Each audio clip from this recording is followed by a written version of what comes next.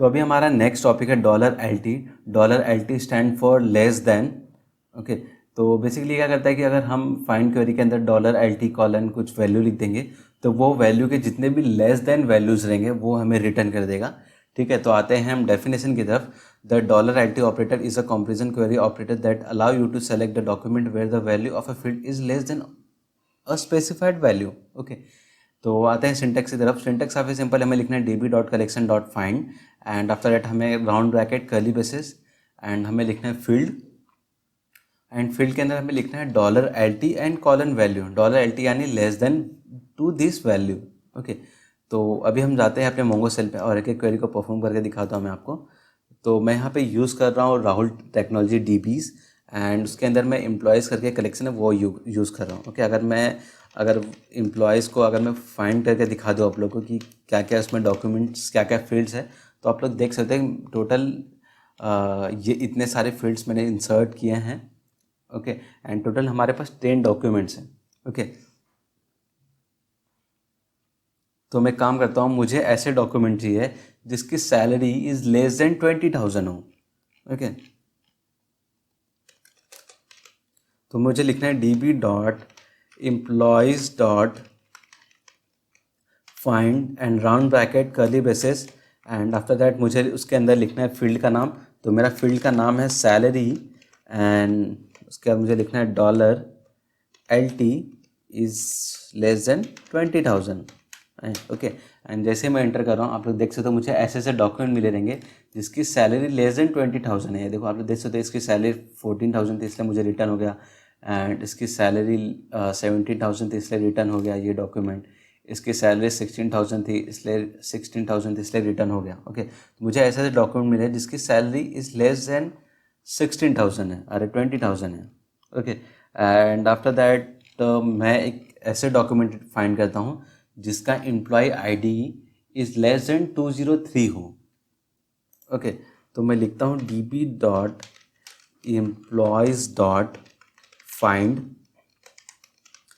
Round bracket curly braces and इसके बाद मैं लिखता हूँ यहाँ पे फील्ड नेम जो कि मेरा है EMP ID कॉलन एक स्क्वायर कर्ली ब्रेसेस। ओके, और इसके अंदर मैं लिखता हूँ dollar L T is 203। Okay, तो मुझे ऐसा डॉक्यूमेंट चाहिए जिसका employ ID is less than 203 है। ओके, तो मैं जैसे इंटर करूँगा तो मुझे 201 एंड 202 डॉक्यूमेंट्स रिटर्न होके रहेंगे। आप लोग देख सकते हो 201 एंड 202। ओके, तो आप लोग कुछ नोटिस करेंगे कि जो मुझे 203 है वो डॉक्यूमेंट मुझे नहीं मिलेगा। ओके, क्योंकि हम यहाँ पे यूज़ करें dollar L T. Dollar L T का मतलब ही होता है लेस देन। ओके, अगर dollar L T E use करें हम तो उसका मतलब होता है less than and equal to. ठीक है, एंड उसके बाद हम एक और ट्राई करके देखते हैं। हम करते हैं एरे के साथ, हम वर्क करेंगे एरे के साथ। ठीक है, तो मैं ऐसे डॉक्यूमेंट फाइंड करता हूँ जिसकी department work is less then 2 हो। ओके, तो अभी मैं एरे के साथ वर्क कर रहा हूँ तो मैं लिखता हूँ db.employees.find एंड मैं कर्ली ब्रेसेस लिख रहा हूँ एंड मैं लिख रहा हूँ कि कर्ली ब्रेसेस के अंदर मैं लिखूँगा सबसे पहले मुझे लिखना है फील्ड नेम। तो मेरा फील्ड नेम है डिपार्टमेंट वर्क जो कि डेप्थ वर्क है। ओके, एंड इसके अंदर मुझे लिखना है डॉलर एल टी। ठीक है, एंड आफ्टर दैट मुझे लिखना है कॉलन एंड मैं लिखूँगा 2। ठीक है, तो मुझे ऐसे डिपार्टमेंट चाहिए था जिसका ऐसे एम्प्लॉय चाहिए थे जिसके जो लेस देन 2 डिपार्टमेंट में वर्क करता है। ओके, तो आप लोग देख सकते हो मुझे ये डॉक्यूमेंट मिला क्योंकि इसका जो डिपार्टमेंट वर्क है वो लेस देन 2 है। इसमें आप लोग देख सकते हो 1 है इसलिए मुझे डॉक्यूमेंट रिटर्न किया, ये 2 है इसलिए ये मुझे डॉक्यूमेंट रिटर्न नहीं किया क्योंकि ये लेस देन फाइंड कर रहा है। ओके, तो ये इसमें 1 था इसलिए ये डॉक्यूमेंट मुझे रिटर्न किया गया है।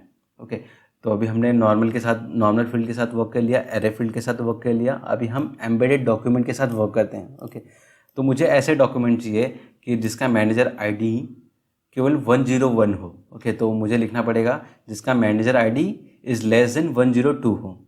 ठीक है, तो मैं लिखता हूँ क्वेरी, मैं लिखता हूँ db.employees.find एंड उसके अंदर कर्ली ब्रेसेस। सबसे पहले मुझे फील्ड का नाम लिखना है, तो अगर मुझे एम्बेडेड डॉक्यूमेंट का फील्ड का नाम लिखना रहता है तो मुझे लिखना पड़ता, सबसे पहले मुझे लिखना पड़ता है double quotes, and double quotes के अंदर सबसे पहले मुझे उसका पेरेंट की लिखना पड़ता है, जो कि है मेरा रिपोर्टिंग MGR, आप लोग देख सकते हो।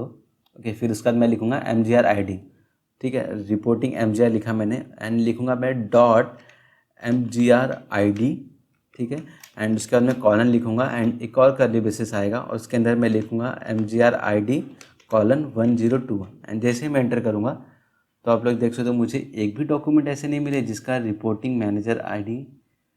ओके, तो मैंने क्वेरी गलत लिखी है, मुझे यहाँ पे MGR ID मैंने लिख दिया था, मुझे यहाँ पे लिखना है dollar less than, okay, $LT लिखना था। ओके, तो आप लोग देख सकते हो मुझे ऐसे ऐसे डॉक्यूमेंट मिल गए जिसका मैनेजर ID 101 हो केवल, तो आप लोग देख सकते हो इसका मैनेजर ID 101 है, इसका भी मैनेजर ID 101 हो। ओके, तो बेसिकली मैंने वही क्वेरी लिखा था कि जिसका मैनेजर ID 102 से लेस हो। ओके, तो इस वीडियो के लिए इतना ही। अगर आपको कुछ भी डाउट हो तो आप मुझे कमेंट सेक्शन में पूछ सकते हो या फिर मेरे मेल ID पर पूछ सकते हो, मैं उसका रिप्लाई ज़रूर करूँगा। तो इस वीडियो के लिए इतना ही। अगर वीडियो अच्छा लगा हो तो अपने फ्रेंड के साथ शेयर ज़रूर करें और मेरे चैनल को भी सब्सक्राइब जरूर करें। तो मिलते हैं नेक्स्ट वीडियो में नए टॉपिक के साथ। Till then bye.